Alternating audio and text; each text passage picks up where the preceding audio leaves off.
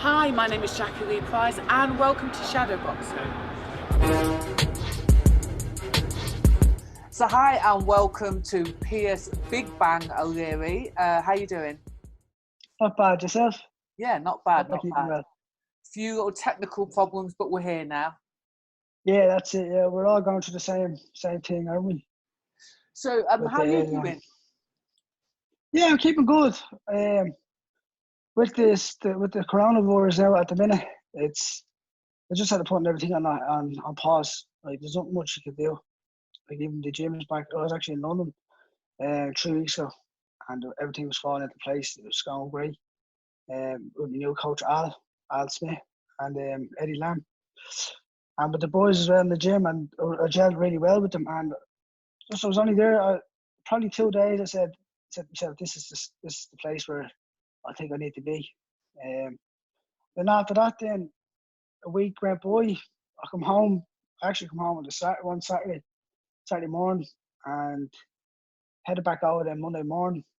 And in that week, I had to come back home. So it was a bit pity, like, but look, it is what it is. There's not much we can do about it. But when everything gets back, like when the ball gets rolling again, where everyone's at work and whatnot, that's where I'll be going. So I know where I'm going now. Yeah, because so I understand that firstly you share with CJ, don't you, Kevin Ajarko? Or you did when you came over, didn't you? That's right. Yeah, me and CJ. To be fair, I thought I might have to get him in on this call as a translator. But it's fine. I can understand you. Yeah, so he was telling me that you've been sharing and stuff like that. So you're over obviously at iBox. You were with Peter Taylor, was it not before? No, it wasn't. People mistake that I was actually with him. I was going pro. So the option was Pete is a big name back in Ireland and UK obviously. So and he's stable. Isn't actually too far from me, like. So I was like, yeah, that's no problem. So I signed with MTK, and I said, right, I'll check Pete out. And Pete was an excellent trainer, him and all the lads, and really gelled with them too. But it was like, I was in my comfort zone a little bit too much. Yeah. And I was somebody who I never had any other coach in my life, like only one amateur coach. So for me, just to make transition straight away from the amateur to pro, yeah, it was actually hard, to be honest with you, you know. So that was really it then. And then with my amateur coach, then trained in the boxing club was only 200 meters away from my house. So I was like, I need to go and experience. I need to get away on my own and focus on training camps. And that's what I done. I took it on myself, and I went. Yeah, because I think that would have been quite easy, wouldn't it? Of just to have. Yeah, 200 meters is a bit. It's close. It's good, but it's not good. Exactly. Yeah, I had everything that I needed around me. Like, so I was like, I need to get away and get a new experience, a new coach in a different aspect of what I never seen before, I never heard. So as I went off the Aldi and Al straight away, Al took me on the pads and it was just gel. You knew what I need to work on straight away. So I was very happy as soon as I actually finished up, got a shower, come back, and took me and said, "That's no problem. I know what to work on with you." And whatnot. He said, "You're a very, very talented kid." So that's what I wanted to hear. So how did you know about Al? So I know quite a lot of them over at the gym. I've known Al for, I think, 20 years, but I know quite a lot of them through Bradley Ski as well. Obviously CJ. Does CJ put you in touch with him, or how does it all come about? I actually, before I went pro, I was in talks. Actually, no, believe it or not, I met Al and CJ up in Belfast on the Mike Con. So I wasn't actually speaking to Al one-to-one or whatnot. I asked CJ about him. CJ told me, explained him. So I was like, okay, yeah. And then that's when I went to Pete then. training with P for a while. Then I went back to my amateur coach, and then I was looking around for a coach. So I was thinking, Joe Gallagher was an option, many others like so. I thought the best one would have been, and my advisor on MTK said, I think they thought Al was the best person to go to, the best coach to go to. So I was like, yeah, that's no problem. I'll go over, check it out, and see, do a gel with them, and see where we go from there. So I went over, and that was it. It was great, you know, with all the lads out their arms from me and stuff like that, made me feel really welcome. Yeah, they're a good bunch of lads down there, and there's quite a lot of sort of around your age group as well, isn't there? Yeah, well, I think CJ is the oldest. He's not. Well, actually, it's Johnny Garton. Sorry, my apologies. Yeah, Johnny Garton. I think Johnny's in his early 30s, and obviously Bradley Ski. You've got Johnny Garton there. You've got Dennis McCann. You've got CJ. There's loads. If I've forgotten anybody, sorry, but there's loads of names, isn't there, down there? Yeah, they're great. There's not too many and there's not too little. There always has fire in there, so it's good. It's and they're tough guys as well, and they make you feel real welcome and they push each other. Yeah. So that's the main thing, you know. No point going in there with a chip in your shoulder and thinking this and that. Where they just make you feel real welcome, and it's what you need. You can feel the great vibe in it when you walk in straight away. And I think also that it shows in the work as well, because everyone, you know, that comes out of that gym seems to be, you know, really successful.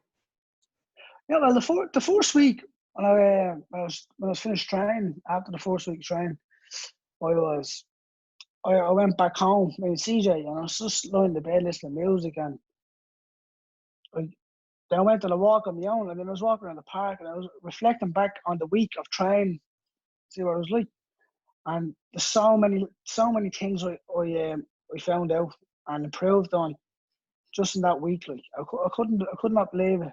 And the stuff that he showed me, you'd never think you could do it. Yeah. And it's the simplest little things ever. But if you'd overthink it, it'd be the biggest. Yeah. Do you get me? Yeah, yeah. I was just so and how he read the ring to me, and I understood it. You know. Yeah. You seem to be buzzing actually from being there. Yeah, I actually can't wait to go back, to be honest with you, because I really enjoy it, and believe it or not, I think it's going to take me to the next level. So you obviously had a decorated amateur career. Were you 9 times national champion? 9 times national champion, yeah. So, and then you're now 4-0 as a pro. Aren't you campaigning at welterweight? Yeah, light welterweight, yeah. Oh, light 140. Sorry, yeah. So I really wanted to talk about your amateur career. So you not only were national champion 9 times, you were on the national team, weren't you? And yeah. I was looking back at some of the footage. So I think I might have seen you actually last year, because I was in Dublin last year for the under-22s and the national championships. Possibly saw you there.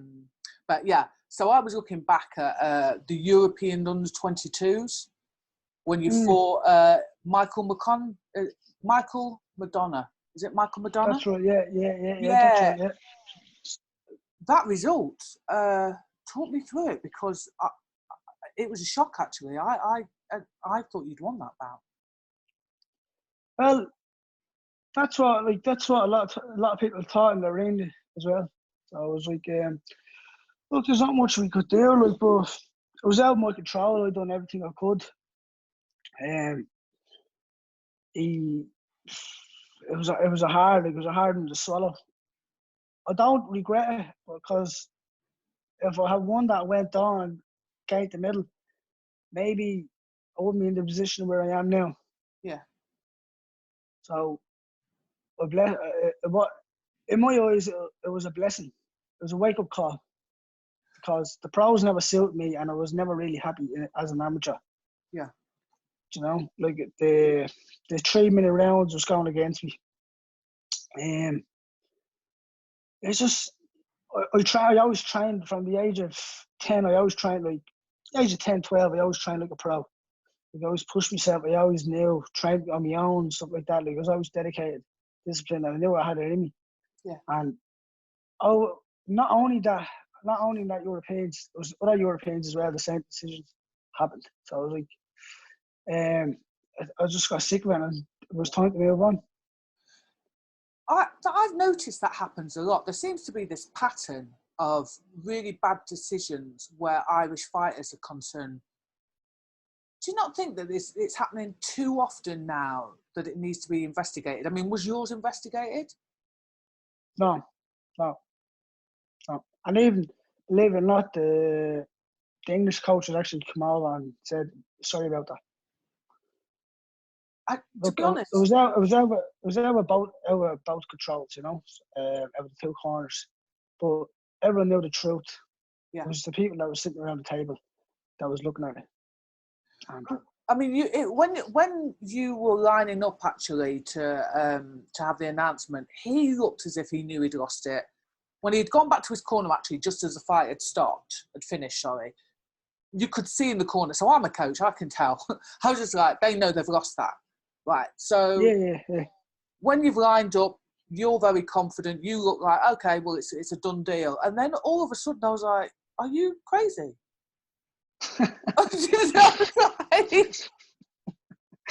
Yeah, it was actually a bit of pain. Yeah, it was a mad feeling. I don't know. It's hard to explain. I was shocked. I was speechless. Yeah. I was really speechless, and that was it. As soon as I got over that ring, I would never put the vest back on me again. So is that the moment when you said, like, I'm done with amateur boxing? Because it looked like to me that you were on your road to sort of Tokyo, and then the next minute it's like you're getting robbed left, right and centre. Was that the point when you went, that's enough now? Yeah, that was enough. That was it. I couldn't take it no more. I had me in my first Europeans as well. I think it was 2013 or 14. I think it was 2014, I'm pretty sure. I was in Hungary. Same thing as well. Got robbed by Ukraine. The second time around I went to Europeans was 2016, which was in Hungary also. Yeah. And I forget, I don't know where it was, but it was the countryside. Set with Russia as well, 3-2. And I dropped them. And obviously the ref never gave me a count. Wiped down his gloves, 4 on. After the competitions, I saw a picture of him on social media. And he's with the referee that was in the ring with us. So, look, it is. I personally don't like it no more. So it was that to happen again. It was a wake up call. Yeah. That's it now. And here I am here now. And it was a blessing. I'm happy. I'm glad it did happen. Very happy. I'm glad you're seeing it this way and you're not letting it sort of hold you back. I mean, it is an absolute shame that's happened. But it doesn't take anything away from your talent at all. So you fought in February, didn't you? Was it the under 22s? This February? Did you not box? Oh yeah. Sorry. I thought you were on about the amateurs in the under 22s last year. Yeah, fought the 4th of February. So your last fight was in February of this year. Was that with iBox or was it with your old trainer? With my old trainer. Oh, okay. So you're getting some good quality opponents though, aren't you? Yeah, the first one he was the first guy who I fought in my debut with. He was Jack Cottrell's second last opponent. And Jack Cottrell, 20, you know. He's the favourite for the WBO belt next. Yeah. He's in line for it. Like he's so look, it is what it is. I'm happy. But it's good to get the experience in early on. Like if I knocked him out, I wouldn't have gained on him. No. Yeah. So I think I'm happy enough for how it went. It was just the which one? The second fella, it was in Scotland. That's right. Chris Adaway. Yeah. He wasn't really much. Like, he just ran, you know. And then the other fella, what's his name? Trying to take me tongue. I forget his name. Yeah. But he's in Bolton. It was in Bolton. Yes. And I knocked him out.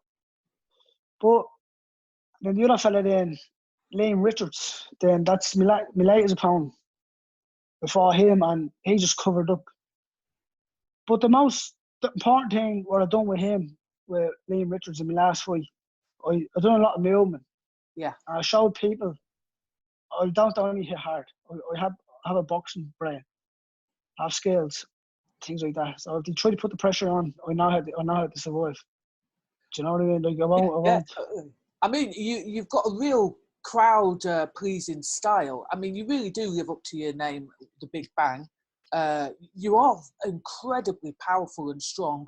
But like you say, I mean, you've got nifty upper body defence. Do you know what I mean? I think you've got a great boxing brain. I was looking at some of your amateur stuff, and you seem to be more of a counter puncher then. Do you think that you've changed slightly, or you seem a little bit more like a pressure fighter now? I don't know. No, I don't know. I think you might be the first to say that. Oh, okay. Maybe it was the fight I was watching it. Maybe it was just the tactics you were using on that particular fight, perhaps. Maybe so. Like more as a counter puncher in the amateurs, are you saying? Yeah. I was looking at sort of drawing on and countering, but again, it could have been just that particular opponent. Maybe I'd say so. I'd say it was just that opponent. Yeah. Maybe so, yeah. But no, it's just I'm pressure fighter now at the minute because of the opponents. Yes. But when things start up, when the level starts getting up there and whatnot, well, that's when they start seeing me now separating. Like, do you know what I mean? Like, I won't be all about the power and whatnot. Yeah. And this is where Al's work now is going to be shown. Yeah. So, is there any sort of tricks and stuff that you've picked up from CJ or any of the other boys? You know, you sit and watch what they're doing. No, I'm picking up CJ's washing. That's how bad. So is he a bit of a scumbag at home then? He is. I know, CJ is a fantastic fighter. He's quality. Brilliant. Even with him, like the trust I have grown with him over the 3 weeks I've been with him, you know, it's a more like a brother now to me. That's nice. Yeah, he's a lovely guy, lovely fella. And he's been through a lot, hasn't he? He's been through a lot, and yeah, he's been through a lot. But I was close to CJ throughout the amateurs, you know, like I always knew him and things like that. Right. It was like more, you could feel because I knew him, it was a bit easier going there with him. But from knowing him, the connection is at the ground. Yeah. You know, we built a bond together. Yeah, good. Yeah, believe it or not, he actually texted me last week. You can't wait to see me again. Oh, that's kind of sweet. Bless Put that out. No, I'm not cutting that. Oh, he's gonna get some grief on me for that. So, in terms of CJ, right? So, proposition. He's done my double skip challenge, right? The Shadowboxruk 2-time skip challenge. If you have a look on my Instagram page, you'll see what the rules are, etc. So, unfortunately, though, CJ is in the bottom. So, I'd like a representative from my box to challenge Alfie Price, who's now at 2 minutes 2 minutes, I think 12 seconds or something like that. I need someone that's really gonna put the iBox on the map. Are you up for the challenge? I'll be up for the challenge. Jordan Camp. I only went on Jordan Camp. Well, you might as well do it while you keep yourself fit. while you're on quarantine. Do it in your back garden, but have a look and yeah, just you gotta help CJ out. Yeah. He's Fair, a lazy. He's a lazy. It'll wind him up as well. So, is there anything you've learned, or any tricks, or loads of people are posting on social media. Everyone's a comedian now. They're cooking. They're doing personal training. Is there any little tricks that you've learned under the lockdown? Just baking. Yeah, we'd be baking. I think everyone, after quarantine, everyone's going to be a blogger. Everyone be bloggers. So you're into you're into the baking as well then? Into the baking as well, yeah. Nice cheesecake. Really? Yeah. Nice. Stick it in the refrigerator and send it out to you. Okay, listen, bring it when you come back to London or wherever it is, Kent. That's not Kent, it's Bromley. Bromley. Yeah, Bromley. You know what I mean. Yeah. So, okay, a little bit controversial at the moment, but I am really interested in people's thoughts on this. So, Billy Joe Saunders, obviously great boxing talent. Siege has just been out, hasn't he, sparring with him and stuff. That's right. Yeah. So there's been that controversy about him posting that video on social media, and obviously he's been, from what I understand, he's lost his license, he's been fined, etc. So, do you think? So I'm around guys all the time. I'm going to explain this before people get all upset. I'm around guys all the time. Male humour is very different to female humour. Do you think that the post was a bit of banter, which he possibly should have just sent to his mates and not put it on a public platform, but a bit of banter, or do you think it was misogynistic? I actually watched it. I watched it a couple of times, believe it or not. If I had a kid and he showed me or something like that, I'd say don't believe anything what Billy Joe does. He's a messer. Yeah. I wouldn't take it personal. Yeah. Like for the video that went up, what he done, I don't think he should have gotten banned. He should have realised and it was a mess. Like obviously he's not going to put up there, be serious like that. Yeah. So has you ever I don't know his background, but did he ever get done assaulted for bashing women or anything like that? No. So from what I understand, and I've heard this, but this is what I mean. Yeah. There's nothing there. There's no proof. So he's messing saying that. Yeah. He's just having a bit of laugh. Like it would drive us insane being in quarantine. So he wants to make this something pretty bright. You know what I mean? Like it's a hard one. One. But I think now for what happened where he got fined, his license taken away from, that shouldn't have happened. So I've been obviously asking a few boxing people, because I think we are seeing it with a different eye to other people. If you're around boxing, let's first say we do not agree with beating up women, domestic violence. That's the first thing. It's just, I'm just interested in finding out everybody's view on, do boxing people think, hold up, that was a bit of banter, maybe shouldn't have posted it, kept it to a WhatsApp group, little joke amongst friends, or, shouldn't have done it full stop. I don't know. Maybe so. If he didn't, he shouldn't have done it full stop, like, of the social media things, like what can happen. Like if you stuck it into a lad's group chat or whatnot, it was going to get posted anyways. People were still going to see it. Like it's okay for a few of the lads and everyone else like knows I'm messing, but other people out there don't take that as a mess, Yeah. Take it as serious. Yeah. But personally, for me, that's just my opinion. Like, yeah. But I don't think that shouldn't have happened. Getting fined and things like that. That's just stupid doing that. You know, he's a messer. Everyone knows he's a messer. Do you know what I mean? Like, he's just a smaller, docile Tyson, isn't he? So do you take something from this though that you really now see as somebody that's, you know, at the beginning of your pro career, but you've now on this platform, you've really got to be wary about, you know, what you do, what you have a laugh about. Yeah. 100%. Every time you step out of the door, you know, it's like someone's there watching me all the time, waiting to catch that moment of it.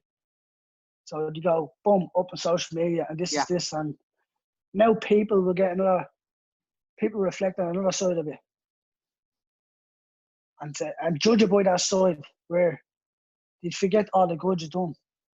Yeah. Do you understand? Do you get me? I totally understand. I think, I mean, social media is great, but I think there has to be a mindfulness about what you put up there. About yourself. Yeah, 100%. There's stuff like that sorry, go on. If you're if you're a big athlete, big name, things like that, you should be very, very careful of what you post. You should be careful when you're out drinking. Yes. Stuff like that. You don't get too messy and stuff, like where other people's going to be seeing it and stuff like that. You just have to be careful all the time. 365 days a year, isn't it? When you're up there. Yeah. You got a wise head on your shoulders, my friend. One of the things that I did notice, though, there was quite a lot of people coming out and saying how terrible this video was. Do you think there was a little bit of hypocrisy around it? So what I mean is there were people going, that's so terrible, but then they've, photographs perhaps with, let's say, boxers who have actually been done for domestic violence. I think there was, Mayweather, wasn't he? Floyd Mayweather. I think he was. But it's not. Another thing is like that. As he's a traveller, like they'll just pick certain things just to make him that little bit smaller than he is, and they'll try make him as small enough as he can, where he doesn't get all these big fights that he deserves. But behind it all, I'd say I never met him, but behind it all, I say he's a gentleman. Yeah. No, I say he's a nice guy. Yeah. It's just the social media that gives you a bad platform. It's good to see a different take on it. It really is. I'd like to wish you all the best in the future. I will probably pop down, see you at iVox. Hopefully be able to get another interview and see you at work. But until then, thank you very much for giving me your time, and good luck. No worries. Thanks very much. I really appreciate that. Thanks very much, Roy. If you like this video, please go ahead and give it a thumbs up. If you're not a subscriber of Shadowboxruk UK, we'd love to see you, so please go ahead and subscribe now.